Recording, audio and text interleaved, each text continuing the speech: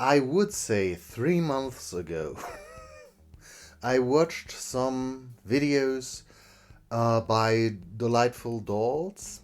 Basically, I stumbled upon her because she used these non-permanent tattoos that we all used in our childhood for dolls. And that was something I thought was quite interesting, and then I repainted more a more modern doll from one of the BTS dolls, and I put quite a lot of tattoos on him. While doing this, I watched some more of her videos, and then at one point she mentioned My Froggy Stuff. And yeah, that led me to My Froggy Stuff again.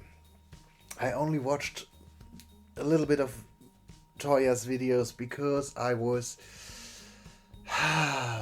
as funny as she is and as great as the stuff she does is. Sometimes I think her over enthusiastic behavior is a bit too much for me. But yeah, I ended up crashing down a My Froggy Stuff sized rabbit hole. I started stitching together stuff that is more realistic, buying made-to-move Barbies that I want to repaint, but use similar as Toya does. I at the moment have 8 of them on my particular shelf.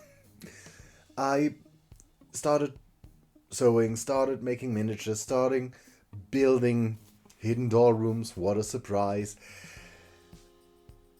Basically, I spent 3 months copying Toya as to the best of my abilities. I now have a far bigger appreciation for that woman because when I think about how much stuff is crammed into one particular video, how much she has to film. Basically, she has to film every little thing that she does. I try to put different things together, but in the end, I think I messed up completely and everything will be quite confusing. I try to cut everything together to something that makes sense in the end. I'm not sure if I will be able to do that. The next few videos will be interesting. A lot of the stuff I made I did not film, so I will give you an overview about it. But I think I want to start with the first hidden doll room I halfway finished. There will be a video with all the stuff that I stitched together and the pre-made doll stuff. Then I will show you all the miniatures and maybe all of the furniture I made, and there are the 8 made-to-move dolls I have so far that need to be repainted. Some of them need to be rerouted. Falling down a 3-month-long rabbit hole leads to a lot of doll stuff being done off camera, at least for me. Because I'm not Toya. I'm not able to film everything. No. We will see where this will go. So, I hope you will enjoy this little journey and yeah, have fun or something like that. To give you a quick idea of how I made the basic room, let me just sketch this out really fast. I'm using a black pencil here, so you will be able to see that quite well. The great thing about the doll rooms Toya does is you can fold up the floor, fold this piece in, and you have just the width of this, being able to put it into a shelf. That is what I wanted to do as well. And all of this is from Toya, from My Froggy Stuff. I didn't come up with any of this. I only decided on some different measurements because I was not able to get the size of foam core board she had. I was able to buy a pack of 5 foam core boards. Each of them was 50 by 70 centimeters. Because I already knew that I wanted the back piece to be 15 centimeters, it was quite easy. Then I divided the rest and decided to put 25 here, 25 here, and cut off 5 centimeters here. Then I was able to make some cuts that were not all the way through. The one side of the paper on the foam core board was still intact, so I can fold everything and have a trifold, how Toya calls that so nicely. I decided on the walls to be 40 centimeters high, so that a doll is basically, 3/4 of the room high, and you still have 1/4 above. I still needed to get the floor pieces. One floor piece needed to be 25 centimeters deep and 40 centimeters wide, with another line at the 15 centimeter mark to be able to be folded in. I had to cut these floors out of a separate piece of foam core board, and I only was able to do 3 rooms in the end, 2 with a folded line here and 1 with a floor extension, how Toya calls them. Now I will go back to the footage I recorded and show you that, because I already started to mess it up right at this point. And say hello to voiceover me. I was far too busy thinking about what I was doing there, so there was no way of me talking at the same time to the camera. Maybe to me, but not to you, so voiceover it is. You might see this little wooden box that I have there. I found them on the German version of the dollar store. These are tiny little drawers with a cute star at the as a handle, and I bought 3 of them and thought they would make a great base for kind of a bench under the window. That was how I decided how many windows I needed. And with the windows, there was my mistake. I thought it would be a great idea to do 3 windows, and basically 2 of them are on the wall and the last one is directly in the fold. So now we have the slight problem that I am not able to do some windows without getting some plastic that I can slightly cut so that it's still attached and be able to bend, because I can't glue windows in. Ta-ta. So, lesson learned: next time when I want to make windows, I only make small ones. Big windows, no good in hidden doll rooms. Big windows only for one side. Otherwise, problem. Thank you for listening. Don't we all love a good learning curve? I hope next time I am not... I hope next time I am not going to make the same mistake again. That was what I wanted to say. Silly me. And because otherwise my life would have been far too boring, I needed to make a next mistake. That mistake was not buying scrapbook paper, but yeah, let's say it's scrapbook cardboard. The problem here was that it was far too thick to be layered, and the pieces of paper were far too small to fit a whole wall, and piecing would have I had to do the piecing quite accurate, and being far too accurate, never going to happen. So yeah, and because I just bought one of those pads, I did not have enough. You see the tower of disaster building up. In the end, it went quite well, but yeah, my idea was to make the rooms as reusable as possible. Not going to happen. This one needs what it has inside, because otherwise you see the blank wall, because I don't have enough wallpaper for it. And at one area, I needed to put some washi tape in another color to cover up where the two pieces met.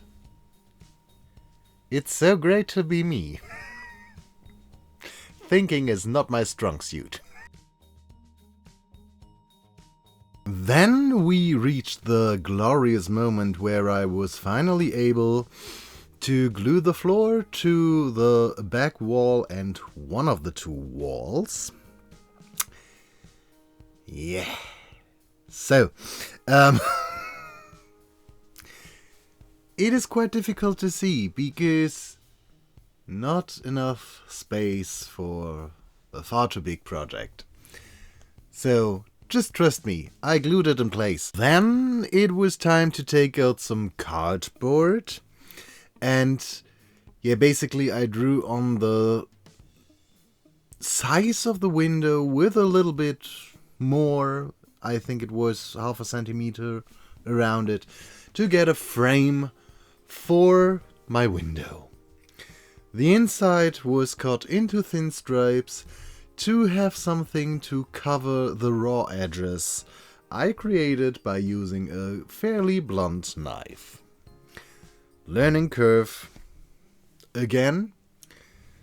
Later I noticed the sharper the knife, the cleaner the edges in the foam core board. Wow! After I was done cutting paper, I then glued said paper into the room to, get a frame around the window and to cover what I messed up. And then it was time for cutting foam board. So, a lot of cutting happened. You can trust me there. A lot of cutting happened. Very, very much cutting. In case you are wondering what all the cutting was done for, it was done to glue everything back together. But, somehow different. I glued together two shelves that will fit right and left in the corners next to the window to cover up where no wallpaper was. At first I thought I wanted to make a piece that goes above to basically surround the whole seating area with shelves. What I didn't take into account again was that I still wanted to fold up the room, so I had to tear it out again. Lucky for me, I did not damage that little wallpaper that was left. So, yay me! And with that, we had our base room. Yes, we already have the shelves. They will come in quite soon. And everything I did, the rest of it will be in there as well. But first I want to introduce you to the guy I was talking about earlier. Let me introduce you to Lennox. Why Lennox? I have no idea. I liked the name. And I decided to at least give the dolls we are meeting now, the more modern ones, the models that will have a lot of clothing changes, some names. He is Lennox. And now let's undress him! At least top-wise, because I want to show you at least some of the tattoos. I'm not going in depth with all of them, but I did enjoy putting on some tattoos. You might notice that. Yeah, I think he turned out quite nice. Back to the room. Of course, we needed some floors, and because I was not able to find any floor patterns I liked in the area of scrapbook paper, the only one I found was insanely expensive. I looked for an alternative idea, and I found these placemats that you place on your table to place the plates and everything on top. Especially when you have guests over and try to make everything look fancy. They can be cut to size, but I decided not to do that because so they can fit in other rooms as well. And with them you have a lot of options. You can change the floor all the time. So basically my idea of changeable floors, while Toya has changeable wallpaper. Isn't that great? If you combine it, you can change your doll room and don't only need one. Wow! But actually, some patterns are very nice, especially this one I love. I think I will use it quite often. It is time for some clutter decorating stuff. First the shelves, then the bench. I glued together 3 of the boxes and then made some pillows out of an old yoga mat. And because Toya, My Froggy Stuff, taught me her ways, I then was able to make paper plans. Quite a lot of paper plans that will be in this area as well, because I love them. Obviously, next to the paper plans we have stuff that I bought, but yeah, these 2 plants, the first ones I made myself. I made the basket quite some time ago. This little doll I found as a surprise box or bag. I totally adore them. I thought they are so cute. Originally I recorded an unboxing, but yeah, the material was trash. But I thought she looked quite cute there. Another plant, of course. Toya was great with that. Making plants is a new hobby, I think. Then I made this little stool thing. This is originally just a box, and then I thought, after all the greenery, maybe a Buddha statue that I found would look nicer. I think it's quite charming.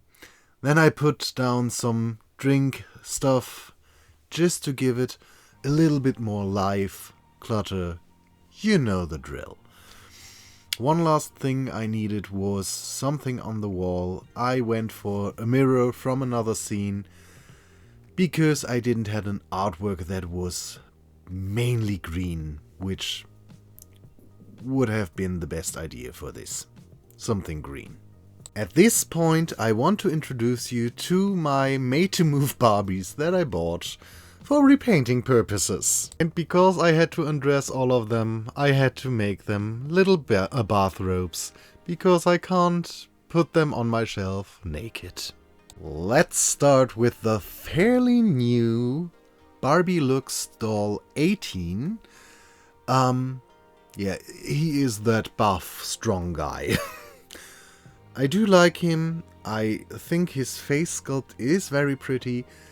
After his repaint, his name will be Aaron. I already decided on that.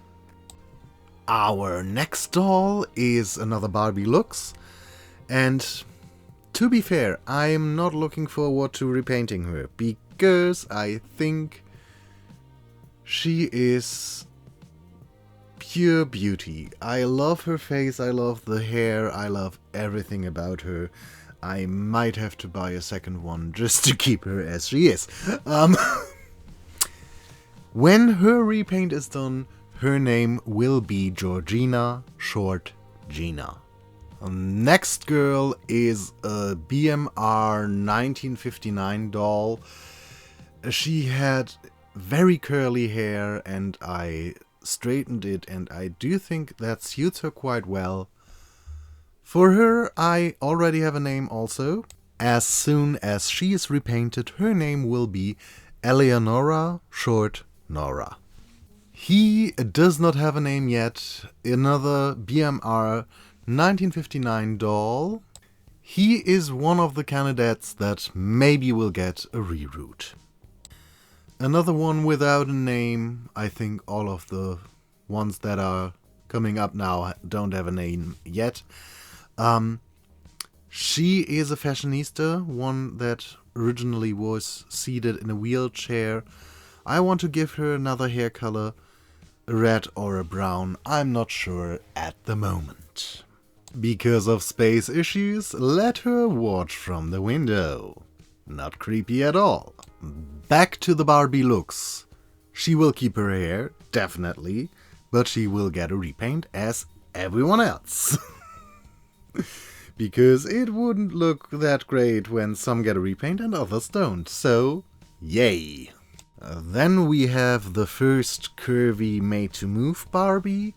She was the one in the yoga pants, and I'm not sure. I think she will keep her hair, because I like the more strawberry blonde. And our last poor guy is a BMR 1959 again, the one that had insanely green hair.